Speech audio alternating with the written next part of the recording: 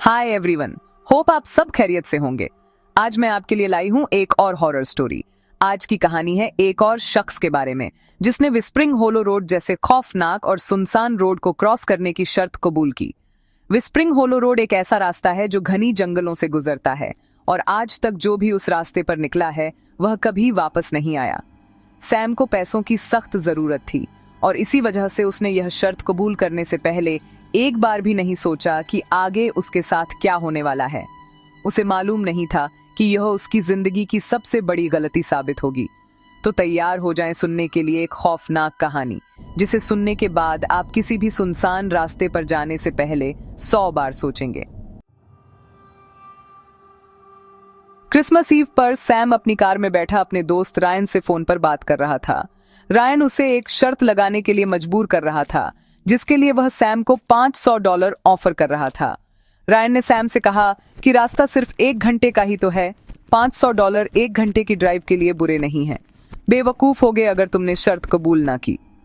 Sam ने कहा कि उस रोड के बारे में कई कहानियां मशहूर हैं कि वह रास्ता आबी है और काफी खतरनाक भी है। रायन ने हंसते हुए कहा कि यह तो सब बच्चों की बनाई हुई कहानियां हैं, तुम इनको सुनकर डर गए। सैम डरा हुआ तो था, लेकिन उसके घर के हालात कुछ ठीक नहीं थे और उसे पैसों की सख्त जरूरत थी। बस यही सोच के उसने ना चाहते हुए भी रायन की यह शर्त कबूल कर ली। अब अगर दोस्त ऐसे हो तो दुश्मनों की क्या जरूरत। रायन अगर एक अच्छा दोस्त होता तो यूं ही पैसे सैम को दे देता, इस तरह उसे शर्त के लिए मजबूर ना करता। खैर, सैम ने रायन को कहा कि वह स्प्रिंग होलो रोड पर जाने के लिए तैयार है और यह कि वह $500 उसे देने के लिए रेडी रखे। जिस पर रायन ने उसे कहा कि हाँ जरूर, पर डर के मारे बीच में गाड़ी मोड़ के वापस मत आ जाना। सैम ने फोन पैसेंजर सीट पर फेंका, गाड़ी स्टार्ट की और विस्प्रिंग लो रोड की तरफ निकल पड़ा। ठंड इतनी थी कि कार का हीटर भी ठीक से गाड़ी गर्म नहीं कर पा रहा था। विस्प्रिंग होलो रोड पर बिल्कुल अंधेरा था, कोई स्ट्रीट लाइट, कोई रोड साइन, कुछ नहीं था। बस लंबे लंबे घने दरख्त चारों तरफ दिखाई दे रहे थे और बस सिर्फ सैम की कार की हेडलाइट्स की रोशनी थी जो रोड को जरा कुछ रोशन कर रही थी।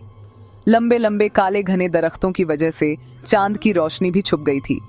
स्नो धीरे धीरे गिर रही थी और हवा में एक अजीब खामोशी थी जो सैम को और टेंस कर रही थी। सैम के दिल में ख्याल आ रहा था कि कार अगर यहाँ खराब हो गई तो पता नहीं क्या होगा। पहले कुछ मीलों तक सब नॉर्मल ही लग रहा था। रास्ता सिर्फ अंधेरे और खामोशी में डूबा हुआ था और कुछ खास डरावना नहीं लग रहा था। सैम रिलैक्स होने लगा और अपने आप से कहने लगा, इतना बुरा नहीं है, बस एक रोड ही तो है। पता नहीं इतनी कहानियां क्यों मशहूर हैं इसके बारे में। लेकिन फिर उसके साथ कुछ अजीब हुआ। अचानक से सैम ने रोड के किनारे एक लड़की देखी। वह अकेली खड़ी थी और उसने हाथों से अपना मुंह छुपाया हुआ था और दूर से ऐसा लग रहा था जैसे वो रो रही हो। सैम ने गाड़ी उसके पास जाकर रोक ली और विंडो नीचे करके बोला, हे, तुम ठीक हो? तुम यहाँ अकेली क्या कर रही हो? लड़की का चेहरा बहुत पेल था और उसकी आंखें लाल थीं। मैं पास ही में रहती हूँ, मेरी टांग में चोट लग गई है और मैं घर नहीं जा सकती। सैम ने थोड़ी देर सोचा और फिर कहा, ठीक है, गाड़ी में बैठ जाओ, मैं तुम्हें ड्रॉप कर देता हूँ। लड़की गाड़ी में बैठ गई। सैम ने हीटर ऑन कर दिया और गाड़ी चलाने लगा। ड्राइव के दौरान उसने लड़की से पूछा, तुम्हारा नाम क्या है? उसने धीमे से जवाब दिया, विक्टोरिया थॉमसन। तुम्हारी उम्र क्या है, विक्टोरिया? मैं 10 साल की हूं, उसने कहा, अपनी नजर सीधा सैम ने रोड पर रखते हुए। सैम को थोड़ा अजीब लगा। उसने और सवाल करना चाहा, तुम्हारी टांग में चोट कैसे लगी और तुम अकेली यहाँ क्या कर रही थी? लेकिन विक्टोरिया चुप रही। उसके एक्सप्रेशन बिल्कुल ब्लैंक थे, जैसे उसने कुछ सुना ही ना हो। सैम को उसका यह रवैया बहुत अजीब लगा। माहौल में खामोशी तारी हो गई। लेकिन सैम ने सोचा कि लड़की शायद बहुत अपसेट या डरी हुई है, इसलिए उसने और सवाल करना ठीक नहीं समझा और अपना ध्यान वापस रोड पर लगा दिया। कुछ देर दोनों खामोशी में सफर करते रहे। सिर्फ हीटर के चलने की मध्यम आवाज सुनाई दे रही थी, उसके अलावा बिल्कुल खामोशी थी। लेकिन सैम के दिल में एक अजीब सी बेचैनी थी। लड़की में कुछ अजीब सा था, कुछ जो वह समझ नहीं पा रहा था। उसका ड्रेस पुराना लग रहा था, जैसे कोई कॉस्ट्यूम हो। उसके सफेद और बेजान से हाथ बिल्कुल हिलजुल नहीं रहे थे। ये सब सैम को अनईजी कर रहा था, लेकिन उसने इस सोच को अपने दिमाग से झटक दिया। कुछ देर सफर करने के बाद विक्टोरिया ने एक तंग रास्ते की तरफ इशारा किया जो जंगल के बीच में से गुजर रहा था। आप मुझे यहाँ उतार दें, मेरा घर बस इस रास्ते पर है। सैम ने हैरानी से उस तंग और अंधेरे रास्ते की तरफ देखा। तुम श्योर हो? यहाँ तो बहुत अंधेरा है, मैं तुम्हारे साथ चलकर घर तक छोड़ देता हूँ। नहीं, विक्टोरिया ने जल्दी से जवाब दिया, शायद कुछ ज्यादा ही जल्दी से। मैं ठीक हूं, आपको जहमत करने की जरूरत नहीं है, मेरा घर बिल्कुल पास है। सैम एक लम्हे के लिए रुक गया। उस लड़की के जवाब ने उसे कंफ्यूज कर दिया था। तुम श्योर हो? उसने दोबारा पूछा, अंधेरे रास्ते की तरफ देखते हुए। हाँ, लिफ्ट देने का शुक्रिया। सैम ने कुछ सोचते हुए सर हिला दिया और विक्टोरिया को जाते हुए देखता रहा। वह लंगड़ा लंगड़ा कर बिना पीछे देखे घने जंगलों में गायब हो गई। सैम ने अपनी कार चलाई और जंगल के उस अंधेरे रास्ते से दूर निकल गया, लेकिन एक अजीब सी बेचैनी अब भी उसके अंदर थी। रास्ता बिल्कुल सुनसान था, लेकिन सैम बार बार रियर व्यू मिरर में देख रहा था। फिर उसके जहन में एक ख्याल आया जिसने उसे गाड़ी रोकने पर मजबूर कर दिया। सिर्फ 10 साल की छोटी सी बच्ची है, अगर वह घर सही सलामत न पहुंची हो तो? परेशानी और घबराहट में सैम ने ब्रेक्स लगाई। उसने कार तेजी से वापस घुमा ली, उसी रास्ते की तरफ वापस जाने के लिए जहां उसने विक्टोरिया को छोड़ा था। सैम ने गाड़ी उसी जगह जाकर रोक दी, अपनी फ्लैशलाइट साथ ली और जंगल के बीच उसी रास्ते पर चलना शुरू किया। विक्टोरिया, तुम ठीक हो? विक्टोरिया? संगीत। विक्टोरिया, तुम सुन रही हो? सैम जंगल में और आगे बढ़ता गया। अचानक चलते चलते उसकी नजर एक पुराने और टूटे फूटे घर की तरफ गई।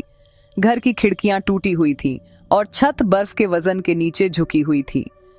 एक जंग लगा हुआ साइन डोर के ऊपर लटक रहा था जिस पर लिखा था थॉमसन फैमिली होम। फिर सैम को जमीन पर कुछ नजर आया। वो किसी और की नहीं, विक्टोरिया की कब्र थी। Victoria Thomson, 1965 to 1975। ये कैसे पॉसिबल है कि वो मेरे साथ गाड़ी में थी जबकि वह 50 साल पहले मर चुकी है? वह भागता हुआ वापस अपनी कार की तरफ गया, अंदर बैठा और दरवाजा जोर से बंद कर लिया और कार को फुल स्पीड में चलाने लगा। अचानक कार का रेडियो चल पड़ा और क्रिसमस म्यूजिक चलने लगा। आज रात हम क्रिसमस ईव 1975 के एक खौफनाक हादसे का जिक्र करेंगे। थॉमसन फैमिली के अफराद अपने घर में मुर्दा हालत में पाए गए। उनकी अडॉप्टेड बेटी विक्टोरिया थॉमसन पर शक है कि उसने उन्हें बेदर्दी से मार दिया था और क्रिसमस ईव पर वह गायब हो गई थी। कुछ हफ्तों बाद उसकी लाश गार्डन में मिली। उसकी एक टांग बुरी तरह से कुचली हुई थी। विक्टोरिया को उसके घर के गार्डन में ही दफना दिया गया। विक्टोरिया थॉमसन का राज अब तक एक राज ही है।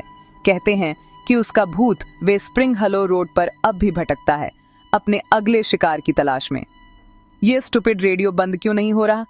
सैम जल्दी से बाहर निकला और चारों तरफ देखा, लेकिन वहां कुछ भी नहीं था, न कोई इंसान, न कोई चीज।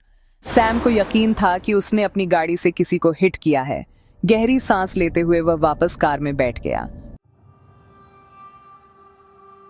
सैम ने पलटकर देखा, लेकिन बैक सीट खाली थी। ये मुझे क्या हो रहा है? क्या मैं ये सब इमेजिन कर रहा हूं? मुझे गाड़ी चलाते हुए 1 घंटे से ज्यादा हो गया है। ये सफर खत्म क्यों नहीं हो रहा? क्या तुम्हें बताऊं मेरी टांग में चोट कैसे लगी? अगली सुबह अथॉरिटीज को जब सैम की कार मिली तो ड्राइवर सीट खाली थी। सिर्फ हल्के पैरों के निशान स्नो में नजर आ रहे थे जो सीधा थॉमसन फैमिली होम की तरफ जा रहे थे। उन्हीं सब लोगों की तरह जो हिम्मत करके वे स्प्रिंग हलो रोड के रास्ते पर गए और कभी वापस नहीं लौटे। सैम भी उन्हीं लोगों की लिस्ट में शामिल हो गया और उसे दोबारा कभी दिन की रोशनी देखना नसीब नहीं हुई।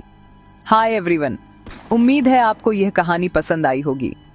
अगर पसंद आई तो अपने घर वालों और दोस्तों के साथ जरूर शेयर करें और मैं जल्द ही एक और क्रीपी कहानी के साथ वापस आऊंगी।